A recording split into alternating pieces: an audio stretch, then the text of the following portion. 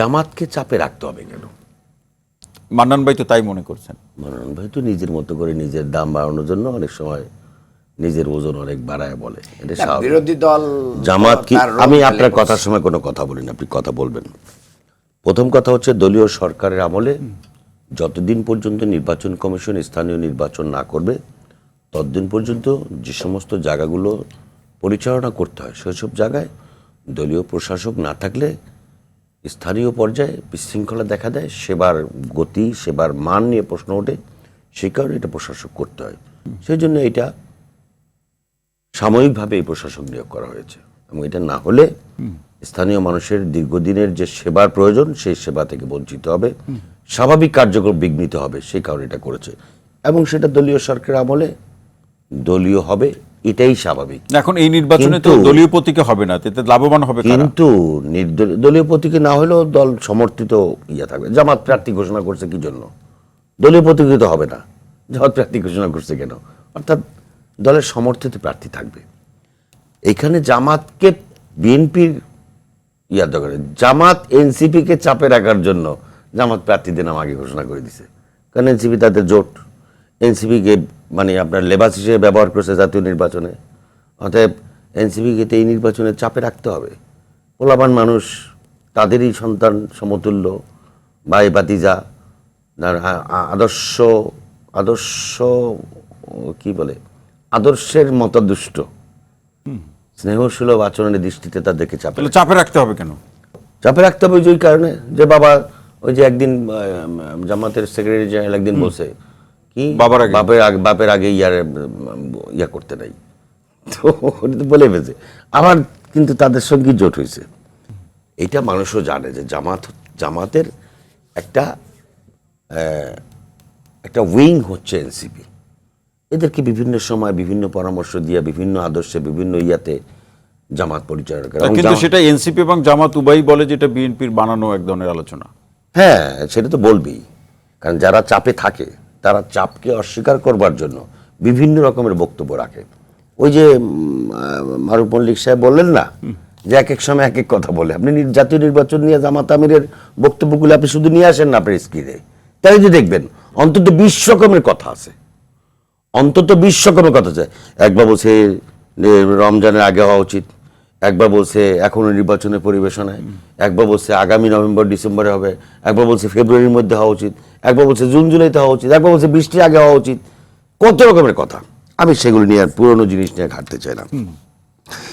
এখানে জাতীয় নির্বাচনকে বানচাল করবার জন্য জামাত এবং তাদের সহযোগীরা বহু রকমের প্রচেষ্টা চালাচ্ছে। স্থানীয় সরকার নির্বাচনে এত উদ্গ্রীব, আর জাতীয় নির্বাচনে এই জায়গা থেকে আপনারা কোনো ষড়যন্ত্র দেখেন? স্থানীয় সরকার না, এটা রাজনৈতিক দল, বিরোধী দল, তারা চাইবেই নির্বাচন।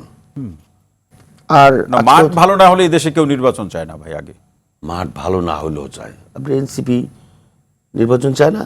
এনসিপির মাঠে কি আপনি 10 জন লোক খুঁজে পাবেন ঢাকা শহরে, তাদের লোক আছে। তারা তো নির্বাচনে জোট হয়ে লড়বে।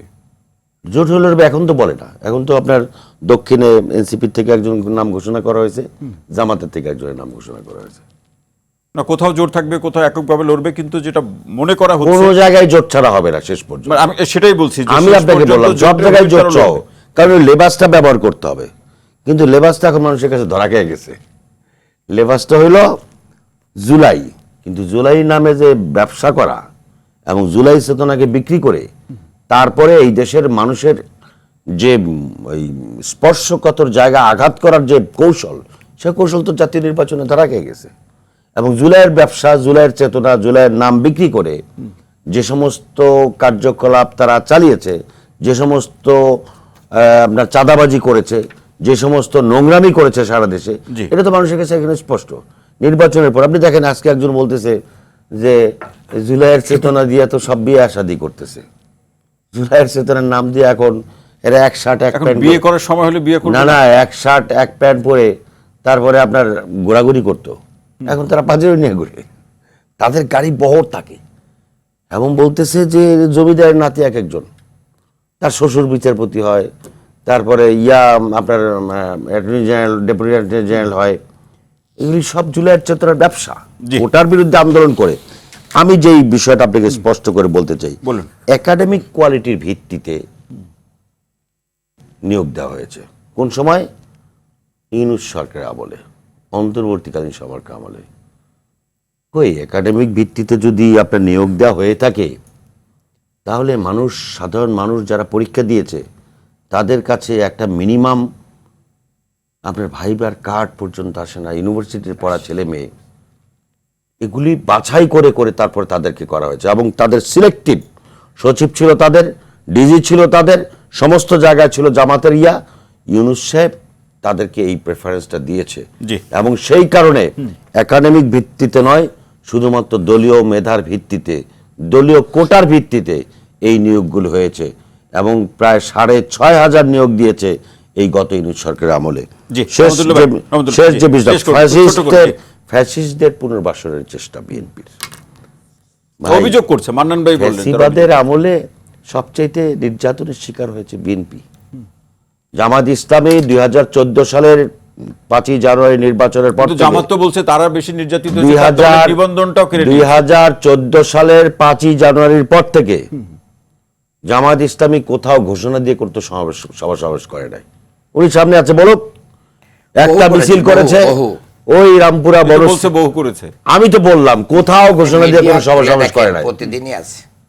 কোথাও না। শুধু এক জায়গায় পুলিশকে কিছু টাকা পয়সা দেওয়া হয়েছে, একটা ব্যানার খুলছে, 2,000-1,500 লোক হয়েছে, তারা একটা মিছিল করে তাদের পেজে প্রচার করছে। জি। কোথাও ঘোষণা দিয়ে, এখন এটা দিয়ে কি যেখানে- বোঝাতে চান? এটা দিয়ে এটা কি দিয়ে বোঝাতে চান? এটা দিয়ে বুঝাইতে চাই, লোক দেখানো যে কর্মসূচি জামাত 2014 সালের পর থেকে 2024 সাল 10 বছর পর্যন্ত যেটা করেছে, বিএনপি যদি এই 10 বছর এইভাবে তথাকথিত কর্মসূচি পালন করত, বিএনপি যদি চোখ রাঙানোর উপর দিয়া এই ঢাকা শহরের সমাবেশ, বিভাগীয় সমাবেশগুলি জোর করে মানে 3 দিন 4 দিন মাঠ পাহাড় দিয়ে তারপরে যদি সমাবেশগুলি না করতো, তাহলে বিএনপির মতো যদি, জামাতের মতো যদি বিএনপি করতো, তাহলে এই দেশে আন্দোলন সংগ্রাম অসংখ্য